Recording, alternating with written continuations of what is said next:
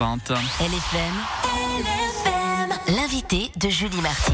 Il y a un verdict très attendu le 20 décembre. Celui de l'affaire des viols de Mazan, également connue sous l'affaire Pellico. Et on en parle ce matin avec vous, Camille Perrier de Persinge. Bonjour. Bonjour. Vous êtes professeur ordinaire de droit pénal à l'UNIL. Je reviens donc brièvement sur l'objet du procès.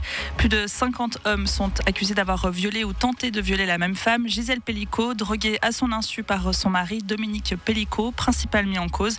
En tant que spécialiste sur la question du droit pénal, de façon générale, que pensez-vous de ce procès ?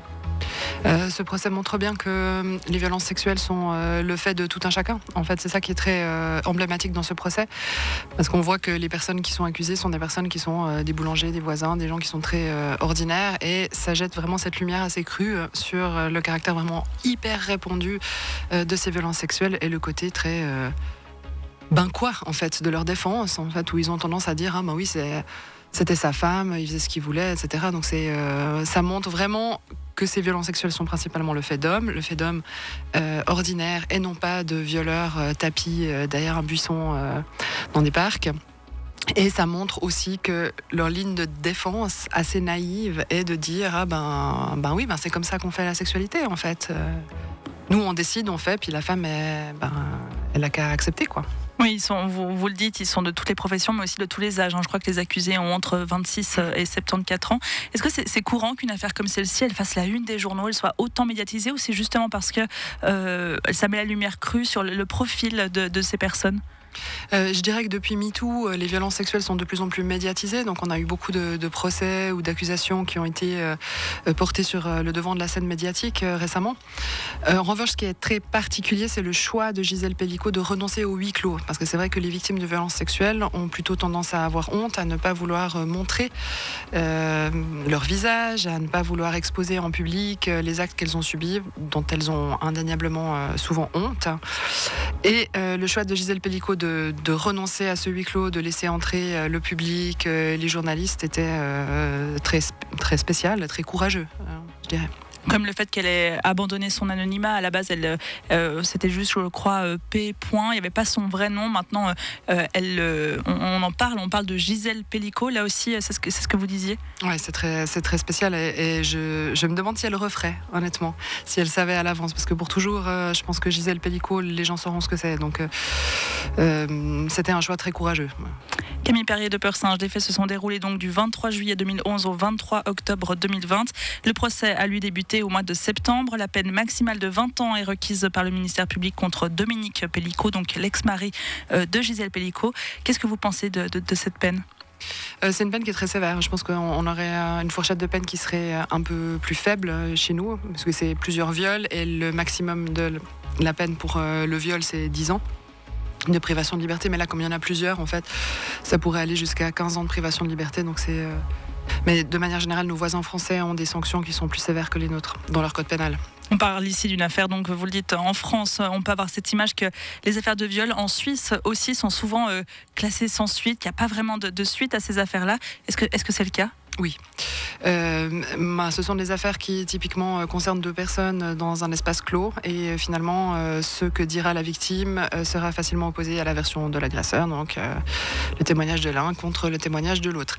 Et il se trouve qu'on est en droit pénal, c'est-à-dire que la question qu'on doit se poser, c'est est-ce qu'on est sûr et certain qu'on peut condamner cette personne parce qu'il a commis un viol, et est-ce qu'on peut vraiment l'envoyer en prison ou le condamner à une sanction pécuniaire ? Et donc il y a la présomption d'innocence qui prévaut. Et dans ce type d'affaires-là, on a parfois des éléments supérieurs, d'autres éléments que juste les témoignages de la victime. On peut avoir un échange de messages, on peut avoir des gens qui les ont vus ensemble, on peut même avoir des films, comme c'est le cas dans l'affaire Pellico, ce qui est de moins en moins rare, en fait.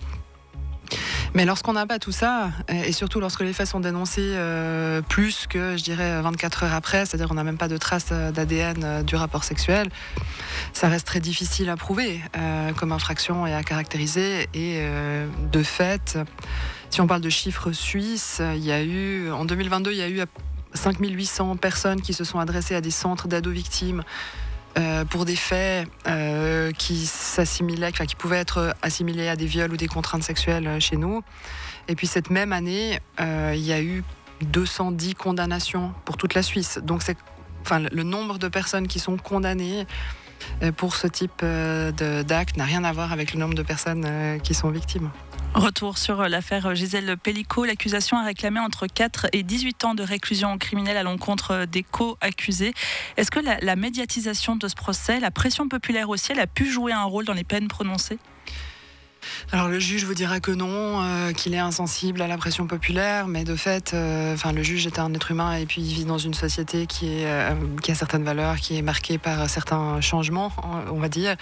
Et c'est vrai qu'en ayant discuté avec certains juges de première instance, sans vraiment le dire de façon explicite, ils avaient tendance à trouver que les sanctions pour les infractions contre l'intégrité sexuelle prenaient plutôt l'ascenseur, allaient plutôt dans une direction de plus de sévérité. Donc je pense que ça, c'est clairement un effet de MeToo et du fait que les violences sexuelles sont de moins en moins tolérées dans notre société.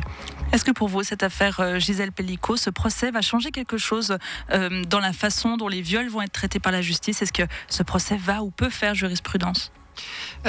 Alors je pense pas qu'il va changer énormément de choses en termes de jurisprudence, c'est-à-dire que les faits sont très clairs, ils sont filmés, ils savent plus ou moins, en tout cas c'est difficile de ne pas voir qu'elle est inconsciente. Évidemment leur ligne de défense c'est de dire qu'elle le savait et que c'était un jeu entre eux, mais il n'empêche... c'est pas difficile à caractériser. On voit très bien que c'est une infraction contre l'intégrité sexuelle et il est très probable qu'ils seront condamnés.